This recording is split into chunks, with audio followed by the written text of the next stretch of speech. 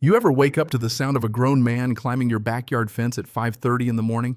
Yeah, I'm serious. Picture your cereal still soggy, the sky just starting to lighten, and there's old Doyle Mason sneakers squeaking against the wood slat's phone, out like he's auditioning for Neighborhood Watch the Musical.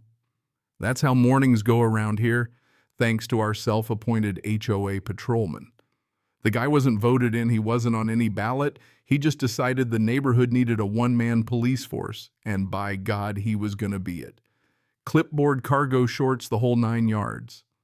If there was ever a badge, Doyle would have stapled it right to his chest. I remember my grandpa sitting on the porch that morning, rocking slow like he had all the time in the world, just muttering, "There he goes again." Doyle's boots hit the ground in our tomato patch. Snapping photos like Grandpa's heirloom beefsteaks were some kind of criminal enterprise. You ever see a 75-year-old veteran get accused of a crime against community aesthetics? Only in America, right? I was halfway out my seat ready to storm out there and give Doyle a piece of my mind. But Grandpa just held up his hand, didn't even look at me. "Patience," he said. "Let a fool show himself long enough, he'll write his own ending." That was his style, slow, steady, a little sly. Nothing like Doyle, who moved around the neighborhood like a caffeinated squirrel, always twitching, always looking for trouble. And this wasn't Doyle's first rodeo either. He'd trespassed twice before poking around our shed, even rattling the door one time like he expected to find moonshine or a meth lab, as if Grandpa was hiding contraband behind his lawnmower. We reported him to the HOA, but Linda Clay, the president, just grinned with that Stepford smile and said, "Oh, Doyle's just enthusiastic. He cares about the neighborhood." Enthusiastic. There's a word for you. Me, I'd call it breaking and entering under NC Gen Stat 14-159.13 to be exact, but the HOA loved hiding behind their little rule book, pretending it was all internal business. Grandpa wasn't having it, though. He called the sheriff, and while the deputy sounded sympathetic enough, it was that same old story. Unless we caught Doyle in the act, charged him right then and there. It was our word against his. Gray area, the deputy called it. That's when Grandpa started humming in the garage. For 3 days straight, he tinkered away country music, drifting out to the driveway, me fetching him wire cutters and cold tea and whatever else he needed.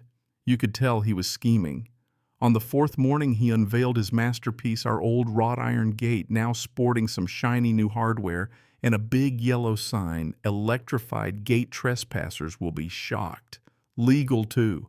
North Carolina electrical code and everything. Grandpa didn't play unless he knew the rules front to back.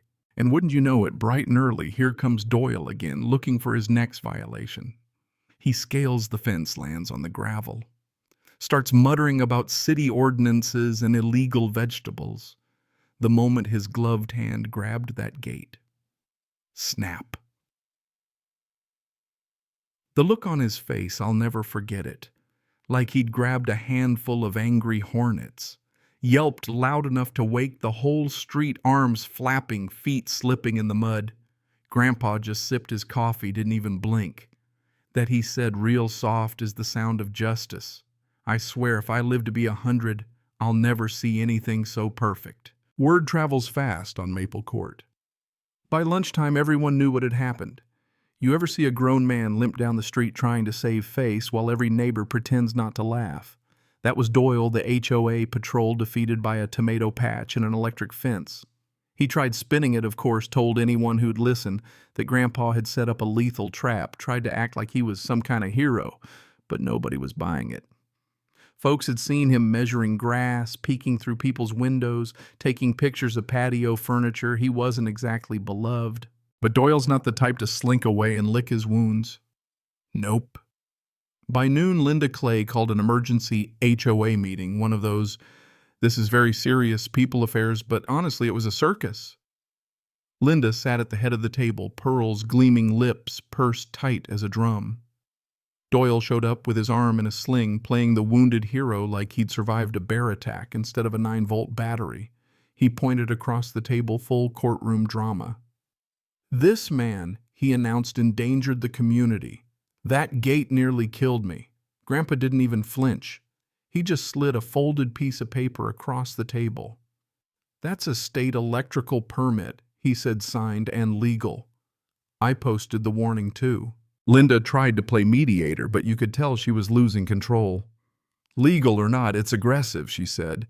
"It goes against the spirit of community living." That's when Grandpa's voice dropped real low, that tone he used when he meant business. "Regulate all you want," he said, "but trespassing's a crime. Doyle's done it 3 times. Next time I won't just warn him, I'll press charges and let a judge sort it out." You could feel the shift in the room. Suddenly, neighbors who'd never said a word started chiming in.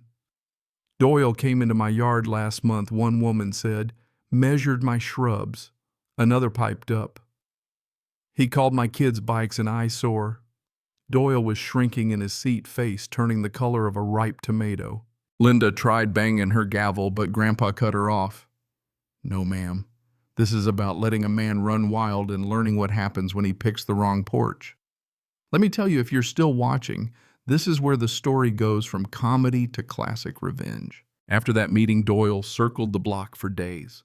Literally drove his dented pickup around like a vulture, slowing down every time he passed our driveway. Grandpa just sat on the porch sipping coffee, looking like a hawk on a fence post, not bothered at all. Then right around midnight on the 3rd night, I woke to the sound of rustling near the gate. Peeked through the curtains, there was Doyle, flashlight in one hand, bolt cutters in the other, mumbling curses, ready to try his luck. But Grandpa was 2 steps ahead. From his rocking chair, he pulled out a little remote, didn't even look at me, just whispered, "Watch this kid." Doyle clamped the cutters onto the gate and Grandpa hit the button. You ever see a man get zapped twice in the same week? He jumped back, landed flat in the mud, and this time Grandpa's camera was rolling. Every curse, every stumble, every muddy slip caught in HD. But Doyle wasn't done.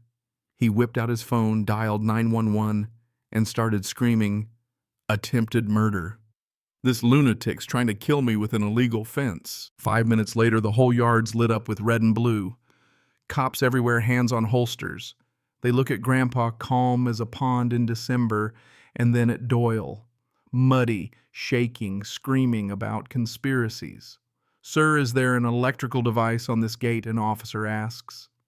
"Yes," Grandpa says, "permitted, posted, and recorded. Here's the paperwork." He hands over the permit. In the video, Doyle caught red-handed. The officer just watches, then looks up stone-faced. "So, you trespassed." Doyle tries to protest. No, I was inspecting for the HOA." "At midnight with bolt cutters," the other officer says, eyebrows up. Let me tell you, nothing sweeter than the sound of a badge snapping shut on a wrist. Doyle got cuffed right there in front of all the neighbors who'd gathered to see the commotion. Grandpa just leaned back, coffee in hand, and said to me, "Sometimes justice just needs a little electricity." Yeah, that happened. Doyle spent the night in county lockup, got hit with trespassing, vandalism, false police report, you name it. The next HOA meeting.